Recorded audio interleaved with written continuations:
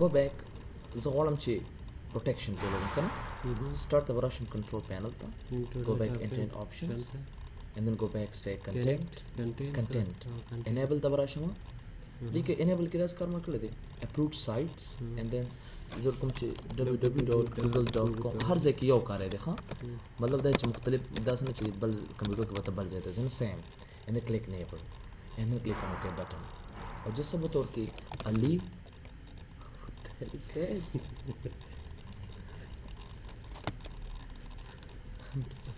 I'm passing this round for the ones yeah Ali whatever say that and then just hand photo like say for example so by this computer this website to تسخبل دغه لیکا خامخا وته لیکي is blocked by say for example administrator یا خپل نوم وته لیکا whatever you want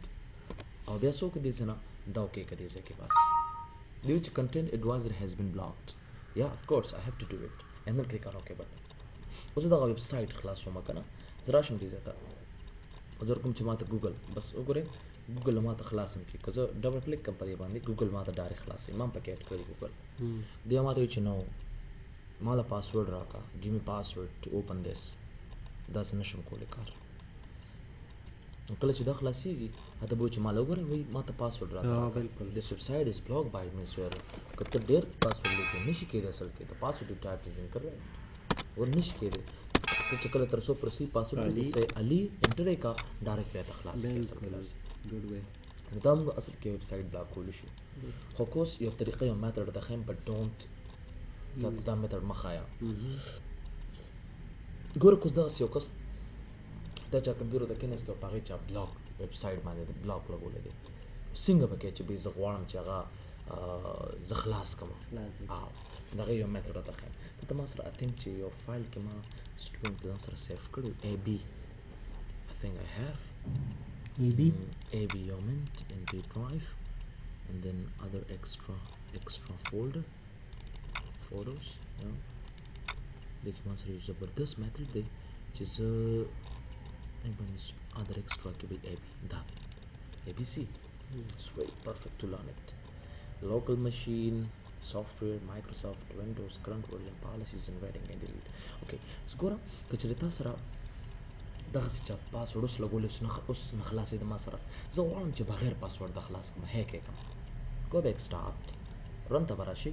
او پرن کې بسو کې دې سينه rich edit پورته ولیکي څه ولیکي rich edit REGEDIT rich edit and then click on OK button yes the براشي HKey local machine د براشي HKey local machine بیا براشي سافټویر دا بیا براشي اصل کې مایکروسافټ امپریس کو مایکروسافټ ته براشي خیال دې کنه مایکروسافټ ته براشي بیا براشي اصل کې دې کې وینډوز ته ترته براشي وینډوز بیا براشي اصل کې دې کې کرنٹ ورژن ته بیا براشي اصل کې دې کې پالیسیز ته ترته براشي پالیسیز زرانی دا دې کنه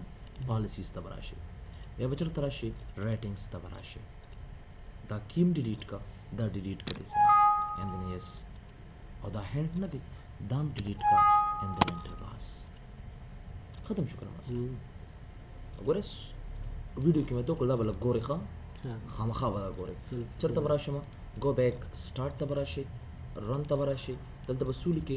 rich edit دا اوکې کې دا yes کې go back HKey local machine دا کلیک کې سافټویر ته براشي په سافټویر کې به مایکروسافټ تراشي ایم په پریس کې د کیبورډ نه کنه مایکروسافټ بیا براشي اصل کې مایکروسافټ پس په وینډوز تراشي W پریس کوو د کیبورډ نه وینډوز ته براشي په وینډوز کې به کرنٹ ورژن تراشي په کرنٹ ورژن کې به پالیسیز تراشي جس گو بیک ټو پالیسیز او پالیسیز کې څوکا ریټینګز ته براشي او په دې کې به تاسو سره هنت یو به کې دوه ډیلیټ کړئ او به ډیلیټ کا and then go back and enjoy your computer without any password google.com will be open here website بخلاصي of course without وګورئ خلاص ما سره کنه پاسورډ نه غواړي نه this call لکوس ګوره کمپیوټر کې به تاسو سولوشنز ورکړئ اصل کې دا مسر دا هغه سمپل میکانیزمز دي